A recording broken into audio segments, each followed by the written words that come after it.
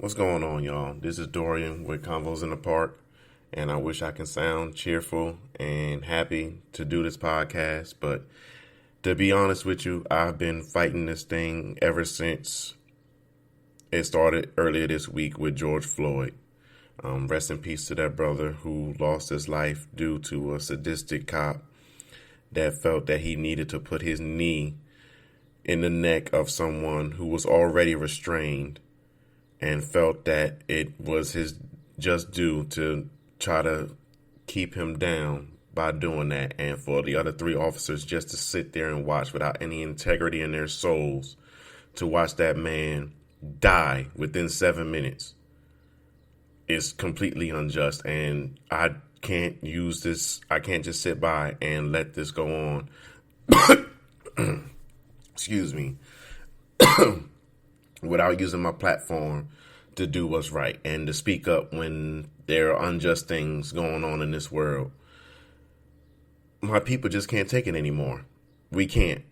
It's unjust, it's wrong, and I'm glad that the video went out just so other people that choose not to know what goes on in the black communities or goes on to black people in general when it comes to police are able to see the kind of brutality that we deal with on a normal basis. And it's sickening for us as an American people to let something like this go on by. But as I spoke with several other people, we all know that there are two Americas. There's the America that the majority see and think everything's well and good and roses and they want their freedom. And then there is the other America that black people have to live with on a day-to-day basis, where we are taught to try to be nice, to be conforming, to be respectful, and to be mindful of everything that we do when it comes to our interactions with outside people within our, outside our communities. And we have to show that restraint. We have to be compassionate. We have to do all this stuff in order for us to survive normally. But we do not get the same compassion back. We get hatred back. We get phone calls on us by people who feel like they're uncomfortable only because we're bird watching and we're in their zone, and they feel like they're being threatened by our presence. So they call a cop or they call the police, knowing that if they call the police and say that they are a white woman and there's an African American man near them and she feels threatened, that something will happen to him. There's no way that woman did not know that something was going to happen to that man if she called the police and acted in a frenzied manner like she did. That's the America that we have to live in. And it sickens me because I know deep down, and from being in the military for almost 18 years and knowing of people that never had interactions with anyone of color, I've had people at boot camp come to me and say, man, this is the first interaction that I've had with someone of color my entire life. Let that sink in for a second. In a nation as diverse as we are for the United States, and for one person to come around and say that their first interaction with someone was at boot camp of color, and hopefully I gave them a good experience with someone of color, because I know that media overall paints us in a bad idea, paints us in a bad light, and it sickens me. It truly does sickens me, and it makes me hard to get through this podcast. Sorry, y'all. I had to take a break, clear my mind up, but my emotions are going to stay. I have to make this as raw and unedited as possible, just so my feelings, my frustrations can be felt, so that anyone that is hearing this, that is not the minority, that is part of the majority, we are hurting out here.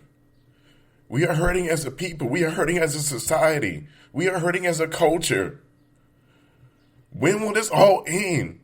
Why do you fear us so much? What have we done to you that causes you to fear us? You enjoy our culture so much. You enjoy our hip hop music. You enjoy the way that we talk. You enjoy the way that we dance. You enjoy our athletes. You enjoy our writers. You enjoy our directors. You enjoy our actors. There's so much of black culture that you love, but it seems like you want to love it from a distance. You do not want to help us out in these situations. And I'm not talking about, again, I'm talking in the majority. I know there are several white people that love and appreciate us. I know that. I'm talking to the ones that hate us, the ones that are in power, the ones that will not break the systemic racism that is clearly going on in our country, and no one seems to want to speak up on it. When it comes to these riots and the looting in Minneapolis, that is the result of people hurting. That is the result of people frustrated, tired, and seeing the injustice that is going on, and knowing that even if they try to protest peacefully, it won't be heard. They'll get pepper sprayed. They'll get sprayed with water. This sounds familiar.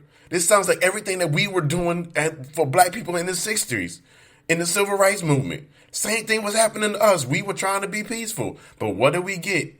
We got water hose on us. We got dog sick on us. It's the same thing. History repeats itself. It's obvious. And then people want to talk about the riots and the looting. America was raised on looting. America was brought up on rioting. People tend to forget about the Boston Tea Party. When we were prominent as far as Black Wall Street, the LA riots, the Watts riots, all these riots that happened, especially with sports teams, like in New England, and I think Philly and several other places, when sports teams lost, what happened? People rioted in the street. It was talked about and then that's it. It happens. But again, you have to understand the logic and the stuff that's going on behind the scenes of it. Yes, rioting and looting is wrong. It's wrong. But we cannot talk about the rioting and loot and not talk about what brought up those situations. If anyone of sound mind and body can go through all that frustration and everything else and not lash out and not act out, I think something is wrong with you. I honestly do. This is starting to get ridiculous in our nation. And I will speak out. I am glad that there are other protests going on throughout this nation besides in just Minneapolis. I'm glad. And then I just recently seen on my Facebook feed of a guy in Salt Lake City that decided to pull out a bow and arrow and then say that all lives matter. Yes, we get it. All lives do matter. All lives do matter. But when you're also saying that statement, you are shortchanging what is actually going on. Black people know that all lives matter. We're taught that. We're taught that we got to respect everyone else. But guess what? In that being taught of to respect everyone else, why are we the less respected? Why do we have to be the ones being the most mistreated out here? Black people are walking around pretty much buried alive. We have to be mindful of every action that we take because we don't know if we will make it home. You talk about soldiers with PTSD, black people have the same thing. Black men can have the same thing. And I will speak for personal experience. After all this stuff going on, I was on my way back from Mobile. And I was following the speed limits. I was doing everything else. I was on my way back home to Petal, Mississippi. And while I was going down one of the roads, I had a police officer follow me. Not saying that he was, I won't say that he was following me, but he was behind me. The whole time he was behind me until he turned off on a side street, I was nervous. Not because I felt like I wasn't going to do the speed limit. I felt like I was going to do something wrong. I was nervous for the fact of I don't know what kind of mindset that officer could be in. I'm unaware of everything that he could have going on. He might have been able to pull me over or, just ran the tags or whatever, saw that I was black, and then decided to lash out on me. That is a fear that I constantly have. Now, I know it's, it can be seen unwarranted, and some people might feel like, oh, as long as you were doing everything right, then you should have nothing to fear. That's not the world that we live in, people. It is not. It's not the world that we live in. It's not the society that we live in. Black people have to fear for their lives every day from police brutality, and that is something that we should not have to do. There's prime examples of when the standout, the protests in Michigan about the lockdowns and everything else. Armed white Americans were yelling at the cops, screaming at cops, spitting on cops. But nothing was done. They just stood there. Now, there may be some cases where some cop decide to do something to it, but what is the media putting out there? What are we able to see on social media? What are we able to see through these pictures on Instagram, Facebook, Twitter, and everything else? We don't see all of that.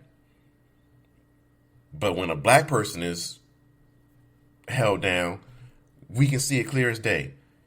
Just like the CNN correspondent, Omar, I'm not going to try and, mess up his last name because I'm just speaking here, but you see him clearly arrested. Person of color. The other news team that was there, part of CNN, nothing was done to them. In the same city where we just had injustice done, it's continuing to be done. It's wrong. It's dead wrong. And I don't see how we can just live through this. There has to be bigger change. There has to be. I had one of my good brothers in the military respond to a post I made on my Convos in the Park page on Facebook. And on that post, I cited a line from Mos Def from the song Thieves in the Night. And it says, plain and simple, the length of black life is treated with short worth. And it truly is. And he asked the question, he was just curious of what I think the long-term solution would be. And to be honest with you, I can't even think to fathom of what the long-term solution would be at this moment, because at this moment, all I could do is feel pain, frustration, and hurt for all my brothers and sisters out there that have to deal with police brutality, for us to deal with racism in the manner that we have to, but yet we have to be the ones to stand strong about it. And everyone wants to recite Martin Luther King, on his nonviolent stuff. Yes, we can have nonviolence, but how long are we supposed to do nonviolent before something has to give? History has shown us that the only way that the system can be bucked and the system for us to change, something drastic, something major has to happen. Now, yes, I'm one that I do not want a race war to happen. But if that race war can help bring change, then I don't know what else to say. Because every other thing that we try to do seems like it's not making any leeway or any headway at all.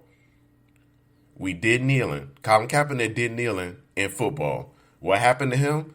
Our president calls him a son of a bitch. And anyone else that decides to follow Colin Kaepernick's suit, call them sons of bitches, pretty much. So we can't kneel in protest of our mistreating. We can't do peaceful protest, because if we do peaceful protest, we'll have dogs, we'll get pepper sprayed. Even if it's children there, they'll still pepper spray regardless of the situation. We'll get hoses turned on us, so we can't do that. We can walk and do nonviolent stuff, but again, how long are we supposed to continue to do that without anything happening? This is the racists that are in control are not going to do anything. That's been proven. We've been speaking up on this matter for so long. No big actions being done. What else are we supposed to do? How else are we supposed to fix this problem? The only way that we can fix it, the only way I can think of is fixing it, we have to fight back with our money. We have to show that we are not going to provide any income for those that are in power. Because they're the biggest looters. They are the biggest looters. They're the biggest rioters. They're the ones that always want things to change. But yes, they can cause a change because guess what? One, they have the influence. Two, they have the power. Three, they have the money. What do black people as a whole lose? We don't have the money. We damn sure don't have the power. We have influence, but the influence seems like it's not doing enough. So yes, we're missing 2 out of 3 things to help create change. The only way that we could start change or even have anything done, it seems like, is through violence. But we would be wrong if we decided to turn on the same bad cops. I will say this again, the bad cops that do something, because guess what? If we turn on those bad cops, now all black people are targets from police or those quote unquote bad police, which we know there are more of them out there. And the only way that we can get that fixed is if there's this, they say there's this thin blue line, but guess what? Same as the military. We were taught in the military, especially in the Marine Corps, to have integrity. We have to do what's right even when other people are not looking. We have to speak out on things that are wrong. I can almost guarantee you there is not a single Marine, whether white, black, Hispanic, or any other race, creed, or color, that if they were doing something wrong, I guarantee you there was either someone of power or one of their peers that would stand up and say, hey, look, you're doing something wrong. I can count on many fingers the amount of times I may have seen that. And it's surprising that we have to see that in the military, but we can't see that amongst the people that are charged to serve and protect us. There's just no snitching code against the police, but yet they want the civilians to snitch on anything going on. That stuff has to be fixed internally. Every good cop that does not say anything when they see or around a bad cop doing something, you are at just as much fault as that bad cop doing something for not speaking your voice, for not standing up. You're wrong. And if you can't change it, then guess what? You just became a bad cop because you don't want to, because you feel like there might be some interactions or there might be some consequences to your actions. But guess what? The people that stand up have to deal with those consequences. They know that something else is going to go wrong. You think Colin Kaepernick didn't realize the consequences for taking that knee? And everyone was like, Colin, you shouldn't be doing that. Everyone that stands up for something knows there's going to be consequences. And if you can't be person enough, or you don't have the morals enough to stand up for those consequences, to stand up for what's right, you're just as bad as those bad cops. I'm sorry to have to say this, but if you can't stand up for those 3 cops that stood there and watched George Floyd get murdered like that, they are wrong. And yes, Chauvin was arrested. Congrats. Do I think anything else is going to happen with it? Honestly, no.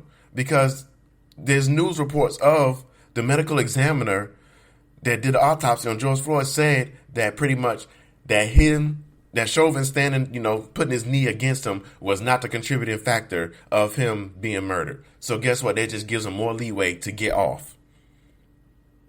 The system is not built to save us.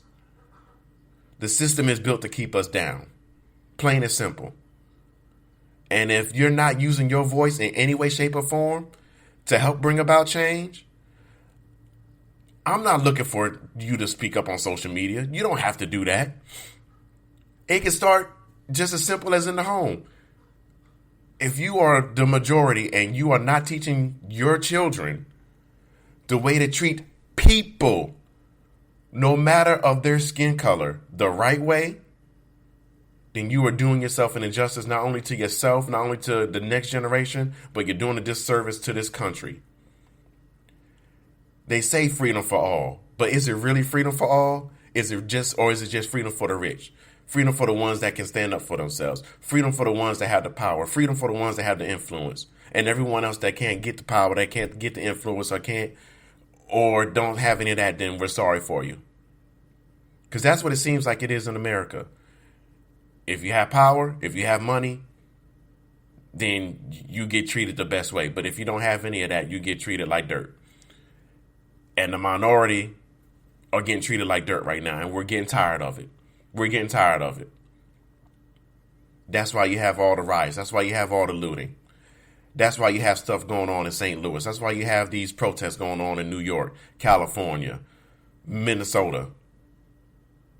True, there was even protests here in Petal, Mississippi. That's why you have all this stuff going on. People are getting tired of being treated the way that they have been for years, for damn near centuries. We're tired of it. We're tired. There has to be a bigger change going on here. There has to be.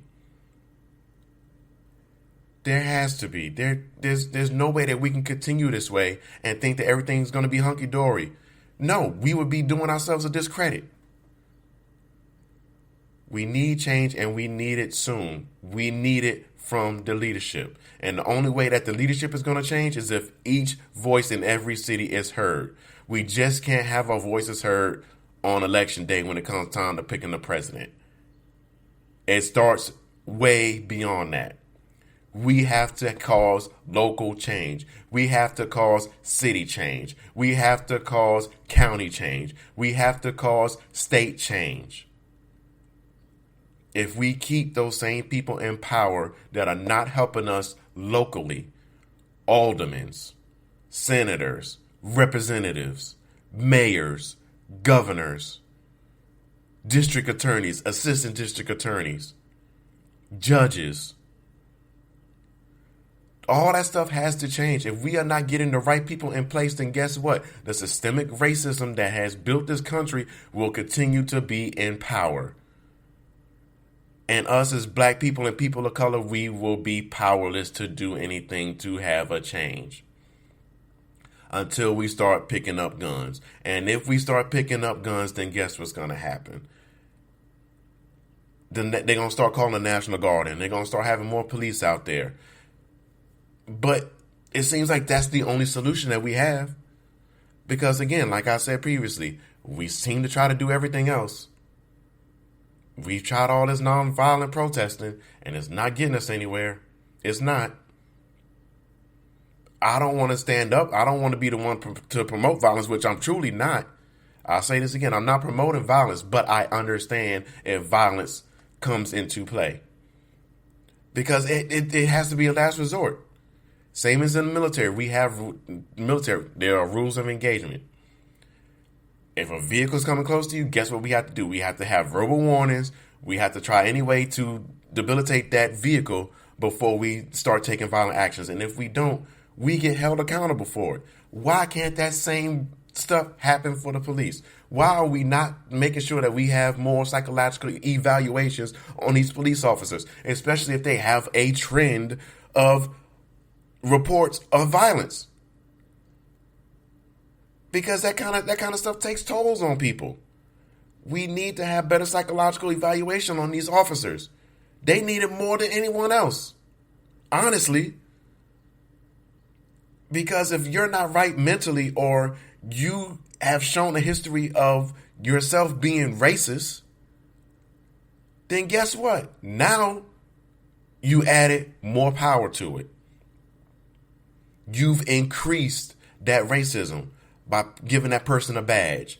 Now they feel like they have the law-abiding right to force their racism on those that they hate. You just giving them extra power. We have to keep that in check. We have to.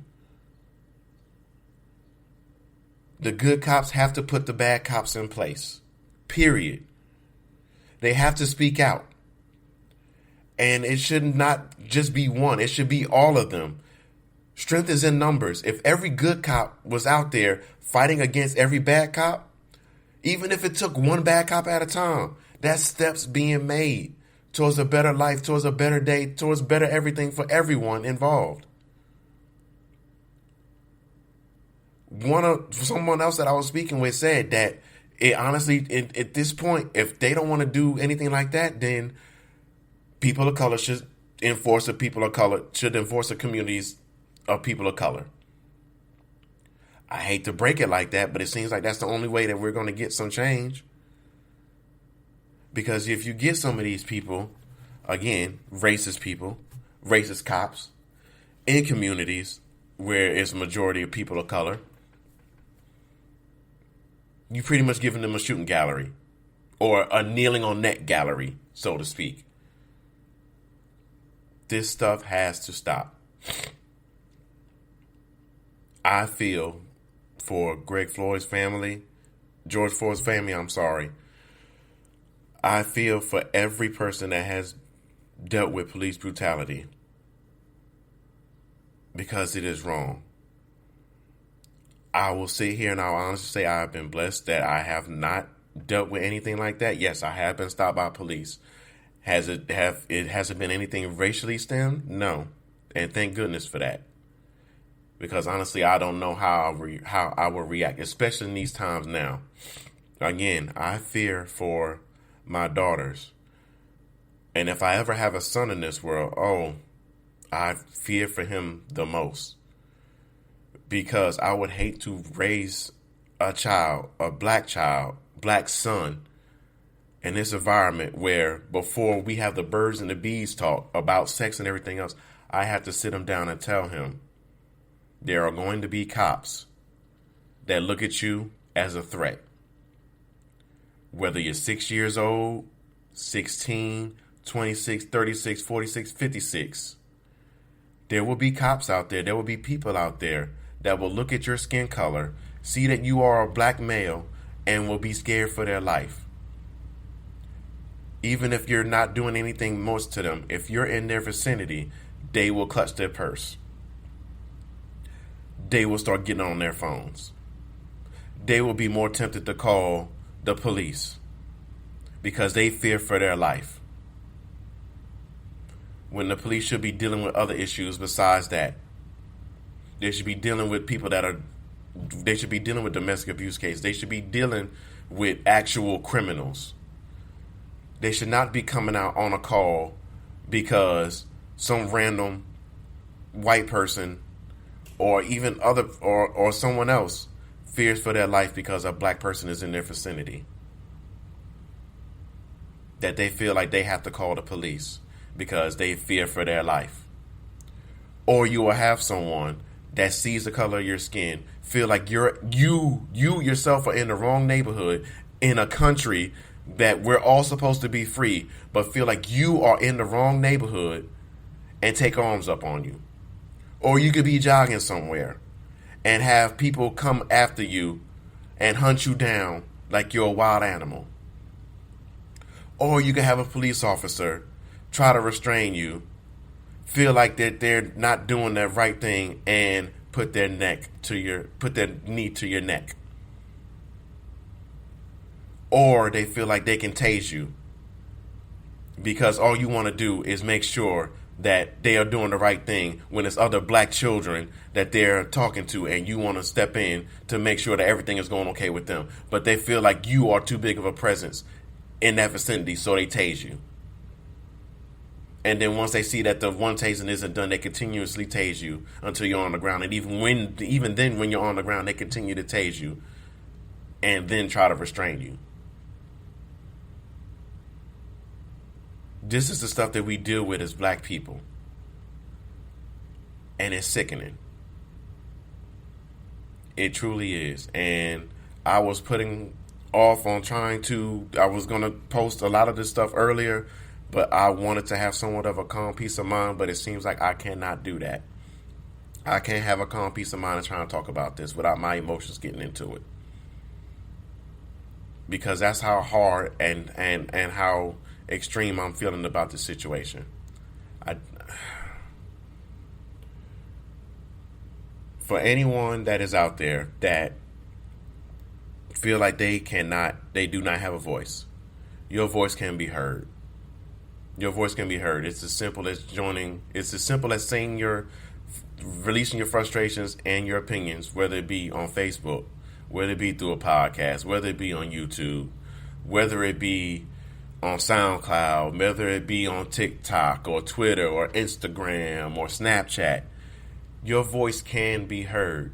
If enough voices stand up for this injustice, this social injustice, this racial injustice, this systemic racism that is going on in this nation, if more than enough people speak out, not only just speaking out, but if we make sure that we let these politicians and these people that look for our money know that we will no longer take this, we will not be giving money to any place, any person, any society, any business that feels like what that guy did, what that police officer did to George Floyd was right.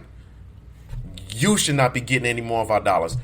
We should be boycotting you. We should stay away from you. We should not be making sure you get a single dime from anyone, especially a person of color. We need it at this point. The only way that it seems like these politicians and everything else will hear and listen to us is with our pockets. There's been this thing on social media that's been saying that we need to have a legit blackout on July 7th. I am more than with that, because the only way it seems like that they're going to listen to us is if we play with their money. Oh, no. Yeah, the money is the biggest thing. It's the root of all evil. But guess what? It flows the blood of systemic racism. And this is just me talking. This is just my opinion. But it's all on the backs of racism. It is. Because the only time that they feel like they need to make a change is once money is involved. Guess what?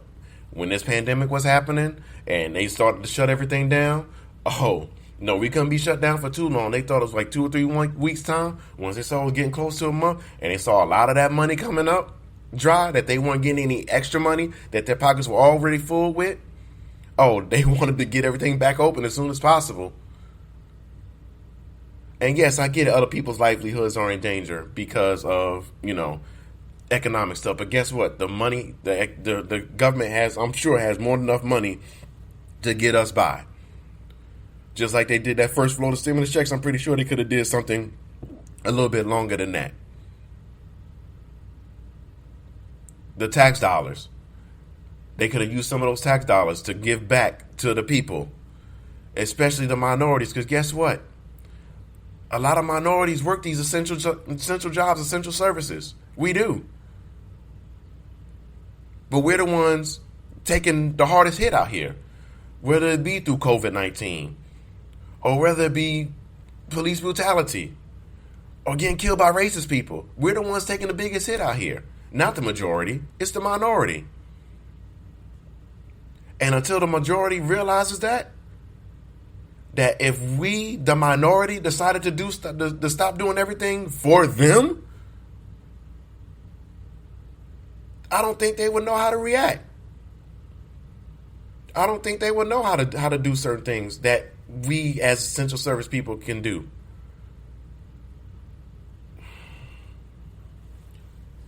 But that's just my thoughts out here, people. I know there's a lot of stuff going on, but we as a nation, we have to do better. We have to do better.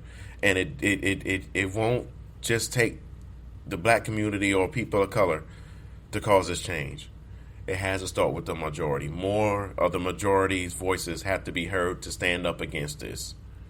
When I saw that picture of white people standing, protecting and blockading the black protesters from the police, that's the kind of stuff that we need. That's the kind of stuff that we need in order to change. We need more people to speak out on this injustice and let it be known that this country cannot take any more of it. Because if we continue to see it, guess what's going to happen? We're going to see more riots. We're going to see more looting. We're going to see more places burn down. And if the whole society has to burn down in order to bring up something new, then from the phoenix ashes, let a new society build where black people are no longer seen as a threat. Let the new society come up where we are actually seen as equal, as stated in the Bill of Rights and the Constitution, that all men are created equal. But it seems like we can't live that way.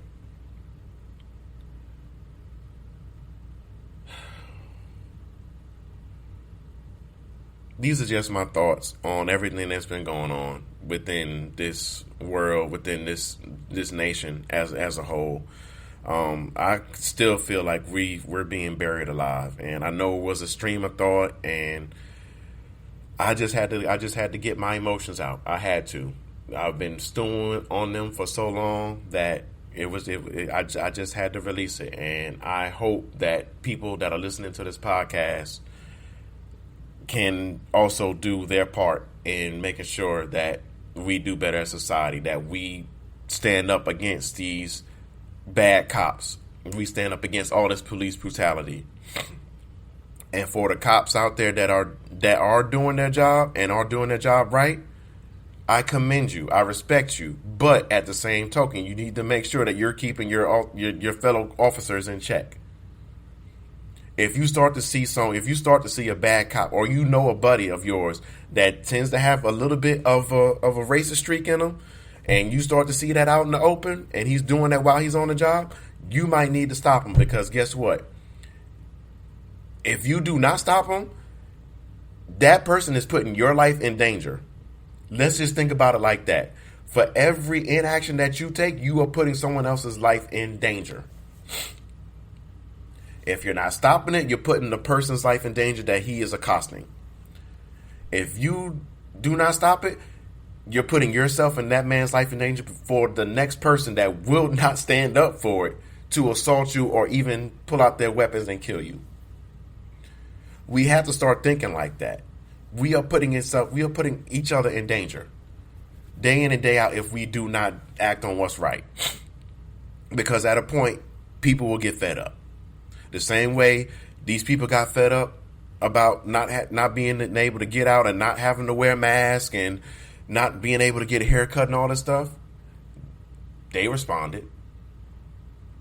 Black people are going to do the same thing. We're going to get tired at one point, and it's already starting to show that if we cannot be treated equal, we will rise up. This is Dorian for Convos in the Park. If you feel like I've said anything that's unjust, let's have a conversation about it. If you feel like I'm right, let's have a conversation about it. Join the comments on YouTube. Join the comments on Facebook. Let's get a conversation. Let's get an open dialogue about all this that is going on. I am ready to have it. I'm ready to listen to anyone's views. I'm ready to speak out on mine as well. Until the next episode, please be safe. Take care of yourself and each other. And let's be mindful going forward. This police brutality has to end. Signing off.